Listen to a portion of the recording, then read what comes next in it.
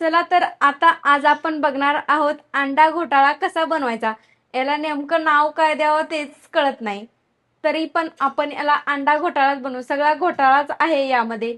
चला मग रेसिपी सुरू करू। त्याआधी जर चॅनलवर नवीन असाल तर चॅनलला नक्की सबस्क्राईब करायला विसरू नका।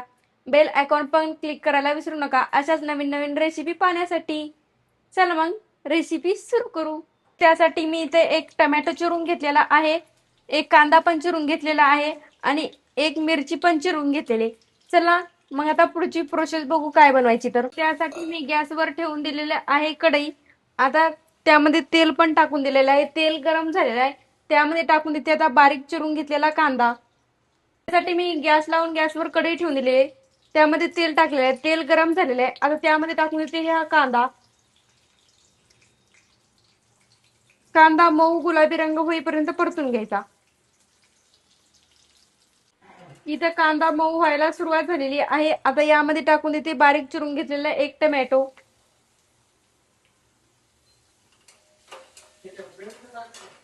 कांदा आणि टोमॅटो इथं मऊ झालेला आहे आपला, पाहू शकता तुम्ही। आता यामध्ये टाकून देते मी लाल तिखट।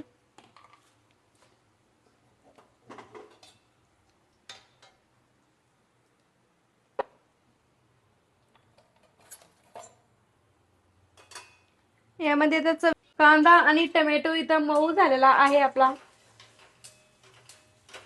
पाहू शकता तुम्ही।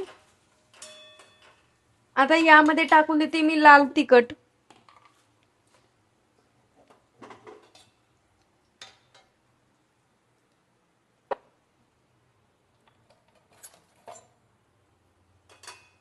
यामध्ये तर चवीप्रमाणे लाल तिखट टाकू शकता तुम्ही।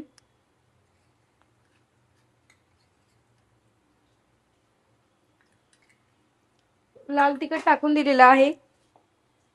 यामध्ये टाकून देते थोडा गरम मसाला, थोडस धनिया पूड। नंतर इथं मी 2 अंडे घेतलेले आहेत उकडून। आता यामध्ये टाकून देते खिसून हे अंडे।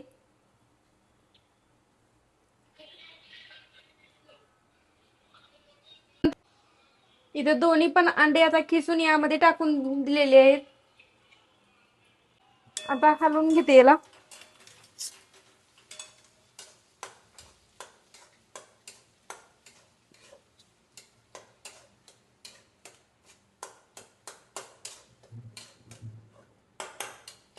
याला थोडं मॅशरनं मॅश केलं तरी पण चालतं, पण इथं मी उलटण्यानंच हलवून घेत आहे। नंतर थोडस यामध्ये 2 चमच फक्त पाणी टाकून द्यायचं, जास्त पण टाकायचं नाही।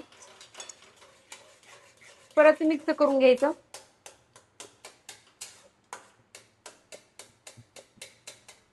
आता याला 2 मिनिटं चांगलं एक वाफ काढून घ्यायची। नंतर यामध्ये टाकून द्यायचं एक इथं कच्चा अंडा घेतलेला आहे मी, त्याला फोडून घेते आणि टाकून देते यामध्ये। टाकून दिलेलं आहे अंड। याला परत मिक्स करून घ्यायचं, शिजू द्यायचं नाही, फक्त मिक्स करून घ्यायचं।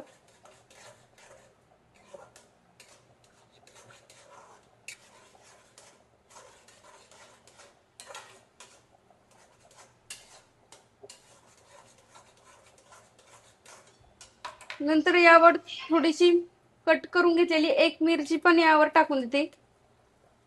तर इथं तयार आहे आपला अंडा घोटाळा। आता घेऊ आपण पाव भाजून। तर पाव भाजवण्यासाठी मी गॅसवर पॅन ठेवून दिलेला आहे, त्यावर थोडस तेल टाकून देते। तुम्ही किंवा बटर टाकलं तरी पण चालतं। आणि पाव भाजीला जसं आपण बटर पाव कट करून घेतो मधून, तसा कट करून घ्यायचा। इथं कट करून घेतलेला आहे। आता पॅनवर तेल पण टाकलेलं आहे, त्यावर टाकून देते थोडीशी लाल तिखट, थोडी धनिया पूड आणि थोडं चवीप्रमाणे मीठ पण यावर टाकून देते। आणि आता पाव घेते भाजून।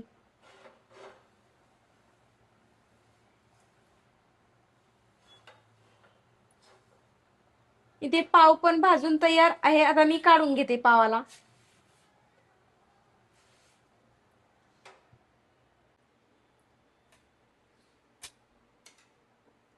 तयार आहे आपला खाण्यासाठी असा अंडा घोटाळा. कशी वाटली अंडा घोटाळ्याची रेसिपी कमेंट बॉक्समध्ये नक्की सांगा. व्हिडिओ आवडला असेल तर लाईक करा, कमेंट करा आणि चॅनलला सबस्क्राईब केलं नसेल तर नक्की करा. व्हिडिओ पाहिल्याबद्दल धन्यवाद.